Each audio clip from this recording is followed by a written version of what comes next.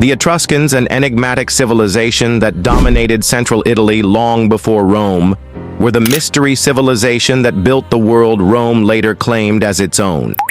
Known for their vibrant cities, elaborate tombs, and rich culture, they left a legacy that puzzled historians for centuries. Despite their influence on Rome, the origins of the Etruscans remained a mystery.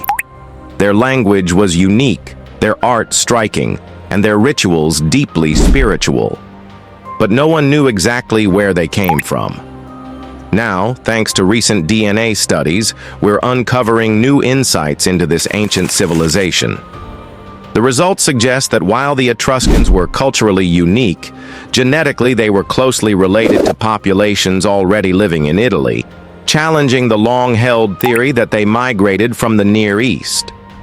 At the height of their civilization, the Etruscans controlled much of what is now Tuscany, Umbria, and Lazio. They built thriving cities with advanced infrastructure, roads, aqueducts, and temples. Their tombs, filled with gold, jewelry, and intricate frescoes, reveal a people who were wealthy, artistic, and deeply ceremonial. Ancient Roman writers described the Etruscans as mysterious, almost otherworldly, yet they borrowed heavily from Etruscan knowledge, engineering, architecture, and religious practices. For centuries, historians debated their origins. Were they native Italians, migrants from the Near East, or perhaps travelers from the Aegean? Modern DNA evidence now adds a new layer to this story. It shows that Etruscans shared a strong genetic connection with Iron Age Italians, indicating that their culture developed locally rather than arriving fully formed from elsewhere. This doesn't make them any less remarkable. The Etruscans remained innovators, artists, and visionaries whose influence shaped the foundation of Roman civilization. And yet, their language, art, and rituals were entirely unique, a testament to a civilization that was fully part of Italy, but unlike anything else Europe had ever seen. Beyond the tombs and ancient myths, Etruscan cities were alive with color, movement, and innovation. These weren't just settlements. They were bustling hubs of culture, trade, and everyday life, rivaling Greek city-states in planning and civic organization, yet entirely unique to the Italian peninsula. City streets were carefully laid out, radiating from central squares lined with temples and civic buildings. As early as the 7th century BCE, Etruscans were paving roads and building underground drainage channels, systems Rome itself would later adopt. To put this in perspective, when Northern Europe was still living in scattered wooden villages, the Etruscans had functioning sewers and organized traffic routes. Homes were built from stone and timber, decorated with colorful frescoes. Some even had courtyards, running water, and rudimentary plumbing. Archaeologists have found examples of Etruscan houses with indoor toilets connected to drainage pipes in the 6th century BCE. That's nearly 1,000 years before most of medieval Europe would even imagine such a convenience. Religion was woven into daily life. Temples dominated the skyline, filled with vivid terracotta statues and painted walls. Unlike the Greeks, who built temples mostly as monuments to the gods, the Etruscans made theirs centers of community life, filled with music, ritual, and festival.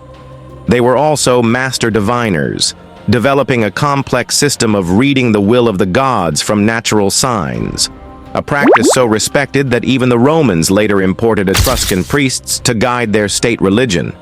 Markets buzzed with activity. Farmers, merchants, and artisans exchanged wheat, wine, bronze weapons, luxury goods, and exotic imports. By the 6th century BCE, Etruscans were trading with Phoenicians, Greeks, and Egyptians, bringing back ivory, glassware, and fine pottery. At a time when the early Celtic tribes of Europe lived mostly self-sufficiently, the Etruscans were part of a global economy stretching from the Levant to Iberia. Etruscan fashion was another sign of sophistication. Men and women wore finely woven tunics, often dyed in bright colors, and adorned themselves with gold jewelry and bronze fibulae. In the 6th century BCE, when Rome was still a modest settlement of mud brick huts, Etruscan nobles dined on couches draped in embroidered textiles, dressed in garments that rivaled the style of the Greek elite. Daily life blended work, leisure, and family. They organized grand banquets with men and women reclining together, a shocking custom to Greeks who restricted women from such events. They also built the earliest known theaters in Italy, staging dances, music, and plays centuries before Rome's amphitheaters rose.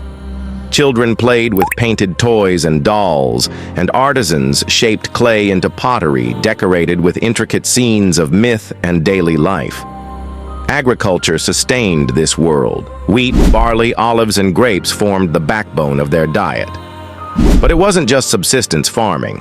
They engineered irrigation channels, rotated crops, and used iron tools that gave them far higher yields than most neighbors. While many surrounding communities struggled through seasonal famines, the Etruscans not only fed their cities, but produced surpluses for trade. And now, genetics gives us a new layer of understanding. DNA analysis of ancient Etruscan remains reveals that they were largely native to the Italian peninsula, deeply rooted in the land they transformed. Yet traces of more distant connections, from the eastern Mediterranean to Central Europe, suggest that they were never isolated. They were a people both local and cosmopolitan, drawing strength from diversity long before the idea had a name. When compared with their contemporaries, their advancement is astonishing. In the 7th century BCE, Rome was still a village of huts. Athens was only beginning to experiment with democracy, and much of Central Europe lived in tribal hill forts. The Etruscans already had stone temples, paved streets, underground sewers, international trade routes, and written laws. While history has often reduced them to a mystery, the reality is that they were one of the most advanced societies of their age. Visionaries who combined practicality with creativity, and whose wisdom set the stage for what Rome would later become. From bustling markets to quiet temples, from painted homes with indoor plumbing to theaters filled with music, the Etruscan world was centuries ahead of its time. It was a civilization whose greatness is only now being fully revealed, not only through the ruins they left behind, but through the silent testimony of their DNA. From bustling markets to quiet temples, from painted homes with indoor plumbing to theaters filled with music, the Etruscan world was centuries ahead of its time. And yet, to truly understand them, we have to step into the places where their voice still speaks the loudest. Not the city streets, not the markets, but the tombs. Because it is underground in their vast necropolises that the Etruscans left us their most vivid messages. Painted walls, golden treasures, scenes of feasting and music, visions of how they saw life, death, and eternity. Through these tombs, the Etruscans are speaking across millennia, and what they say is astonishing. When you step into an Etruscan tomb, you don't feel like you've entered a place of death. You feel like you've stumbled into a world still alive with laughter, music, and celebration. The necropolises of Cerveteri and Tarquinia are not graveyards in the modern sense. They are entire cities for the dead. Streets lined with tombs carved into rock, some shaped like houses, others like temples. Each tomb was a home for eternity, designed with as much care as the homes of the living. And on the walls, stories come alive, banquets where men and women recline together, raising cups of wine. Dancers whirl, musicians play lyres and flutes, animals leap across painted landscapes. Mythical creatures, half human, half beast, guard the underworld, painted in vivid reds, blacks, and blues that still cling to the stone after 2,500 years. What's remarkable is how different this was from their contemporaries. While early Romans buried their dead in plain stone caskets, and while much of Greece reserved lavish burial for kings, the Etruscans built an art of remembrance for ordinary families. Their tombs weren't just for the elite. They reflected a belief that every person, noble or common, deserved a place in the eternal story.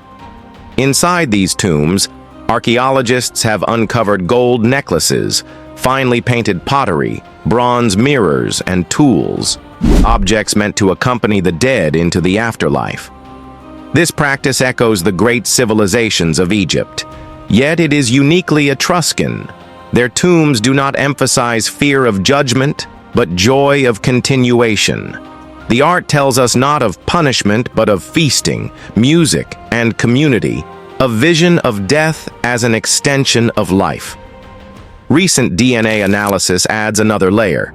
Many of the remains tested in these necropolises reveal family groups buried together, parents, children, even distant kin resting side by side. It confirms what their frescoes suggest, that Etruscan identity was deeply rooted in family, in kinship, in belonging. Their tombs were not just monuments to individuals, but to lineages, echoing a people who valued continuity above all. Standing inside these painted chambers, you realize that the Etruscans were not obsessed with mystery or shadows, as Roman writers later suggested. They were obsessed with life, with beauty, with connection. They believed memory could defeat death, and they built their tombs to prove it. Through these painted walls, the Etruscans speak to us more clearly than almost any other ancient people. Across 25 centuries, their laughter, their music, their feasts still echo in the stone. A reminder that to them, death was not an ending, but a doorway. And beyond that doorway, the divine awaited. The Etruscans lived in a world where the gods were everywhere. In the flight of birds, in the strike of lightning, in the quiet turning of the seasons. To them, religion wasn't a separate institution. It was the heartbeat of existence. Life itself was lived under the constant gaze of powers greater than man. The Etruscans lived in a world where the divine was never far away. Every decision, from planting crops to waging war, was touched by the hands of the gods. Their religion was not a separate sphere. It was the heartbeat of daily life. They worshipped a vast pantheon of gods and goddesses, some familiar, others entirely their own. Tinia, the mighty sky god, ruled the heavens.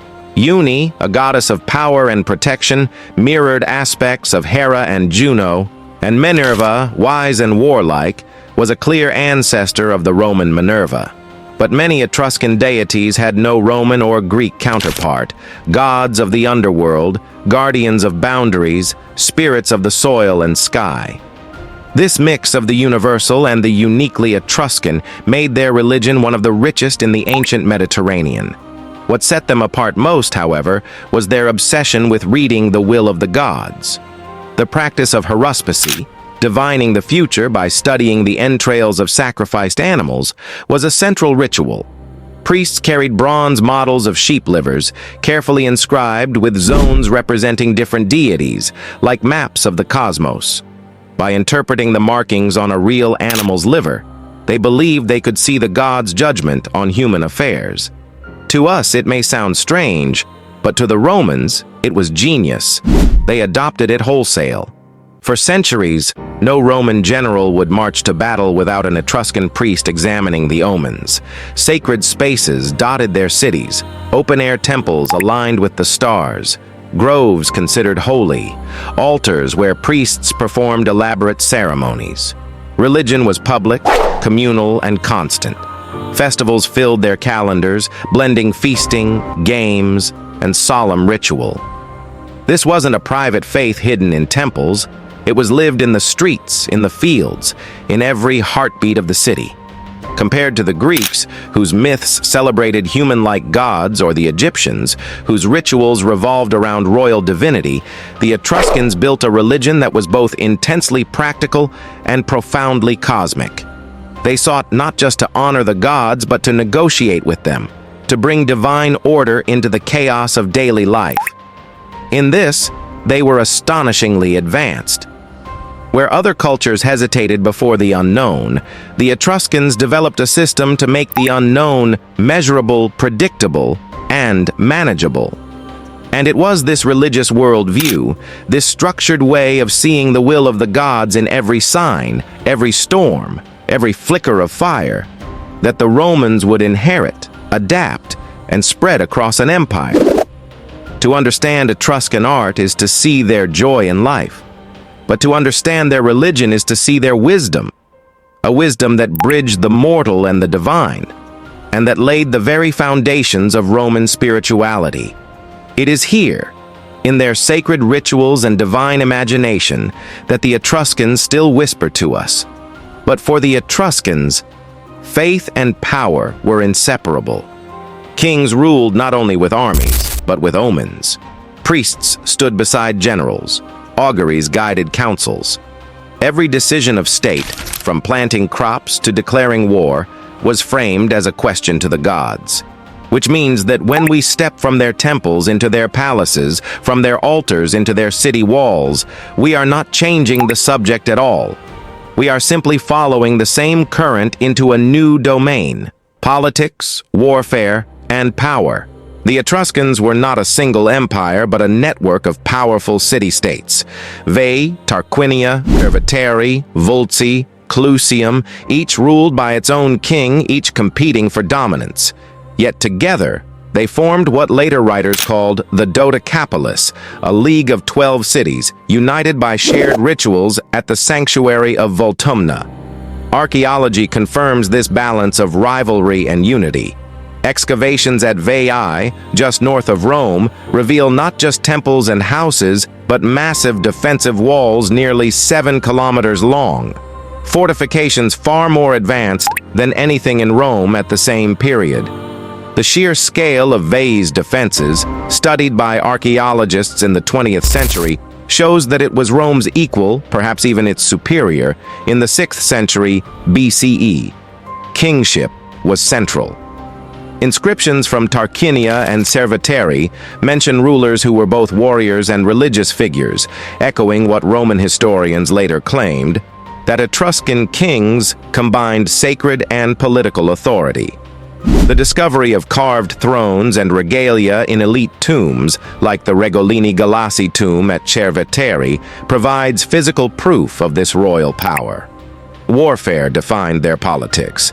The Battle of Cumae in 474 BCE, recorded by Greek historians like Dionysius of Halicarnassus, shows the Etruscans as a naval power, capable of fielding fleets against the Greeks. Archaeological finds of Etruscan helmets and armor in sanctuaries like Olympia, trophies captured by the Greeks, confirm these encounters were real, not just legend. And then there is their influence on Rome. Roman writers tell us that 3 of Rome's 7 kings, Tarquinius Priscus, Servius Tullius, and Tarquinius Superbus, were of Etruscan origin. Archaeology supports this. The Great Cloaca Maxima, the drainage system that turned the Roman Forum into usable land, dates to the 6th century BCE, during their reign. The engineering style matches Etruscan stonework found in cities like Veii and Cerveteri. Rome's earliest temples, too, the Great Temple of Jupiter on the Capitoline, was built with Etruscan design and Etruscan craftsmen. Even Rome's symbols of power were borrowed. The fasces, bundles of rods with an axe at the center, carried by Roman magistrates, appear first in Etruscan art. The purple toga, the curule chair, the lictors who attended Roman officials, all Etruscan imports. What Roman power became was, in many ways, an Etruscan inheritance. Compared to the Greeks, whose politics celebrated free citizen assemblies, or the Celts, whose chiefs ruled through kinship, the Etruscans created a system where kingship, religion, and the city itself were inseparable. Studies of their fortifications, their regalia, and their records of war show a society at once deeply practical and profoundly ritualistic. It is a paradox. The Etruscans were too advanced to vanish quietly, yet too divided to survive Rome's rise.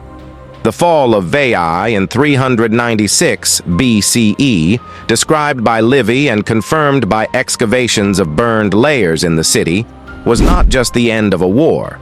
It was the moment Rome absorbed its greatest rival and began to turn Etruscan lessons into Roman destiny.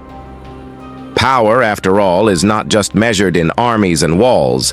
It also lives in words. If religion gave the Etruscans their spiritual framework and politics gave them their earthly order, then writing gave them memory, the ability to speak across centuries.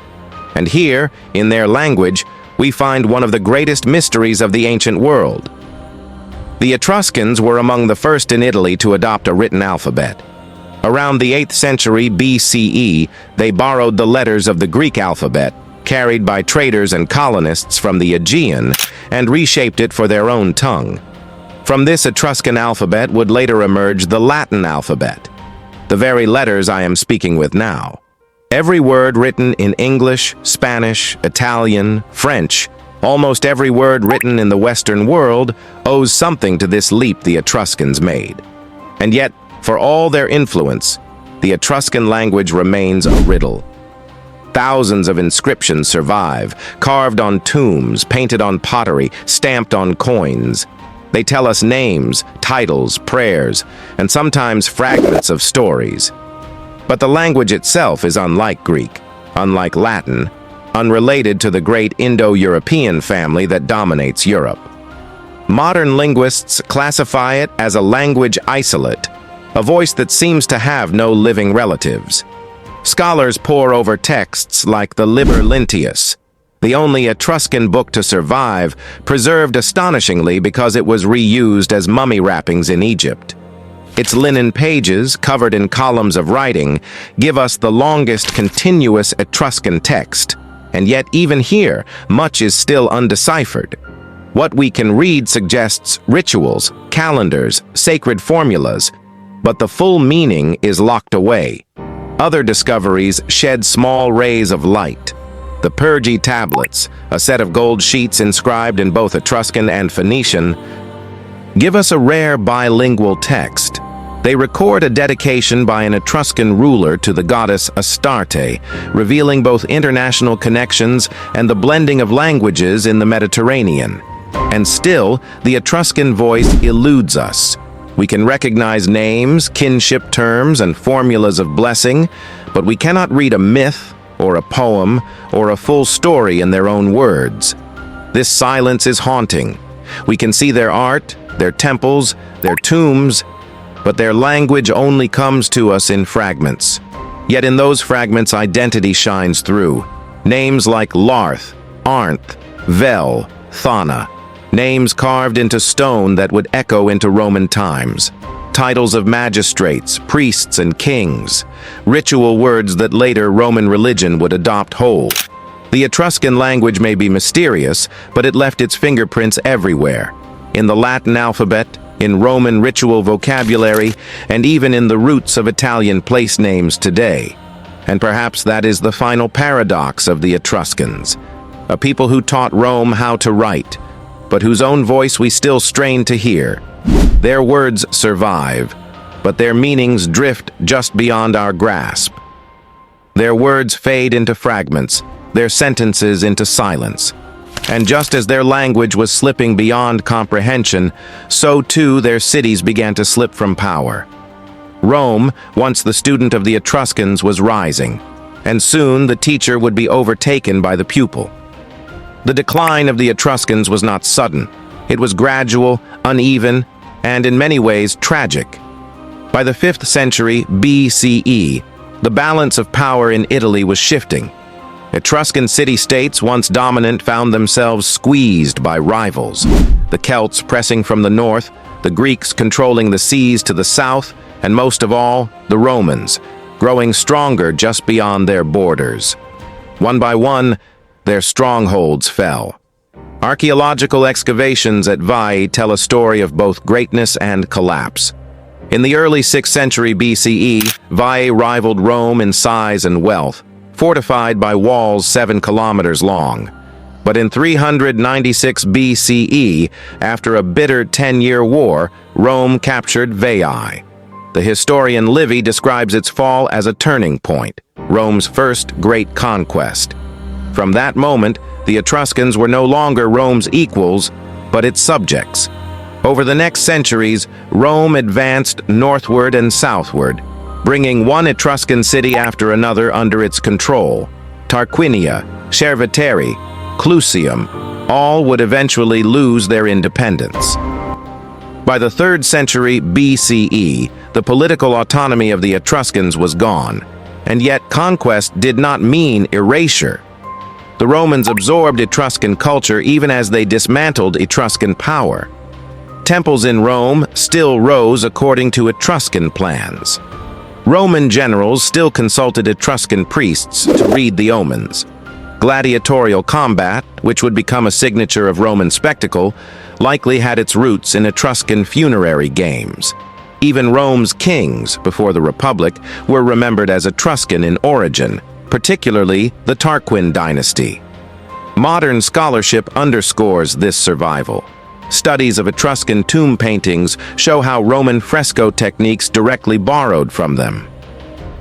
Excavations of sanctuaries at sites like Poggio Civitate reveal architectural models that prefigure Roman building styles. And linguistic traces, words like persona, thought to derive from Etruscan, meaning a mask, seeped into Latin and beyond, into the very vocabulary of Western thought. In this way, the Etruscans never truly disappeared. Politically, their cities were dissolved into Rome. Militarily, they were defeated. But spiritually, artistically, and culturally, they endured.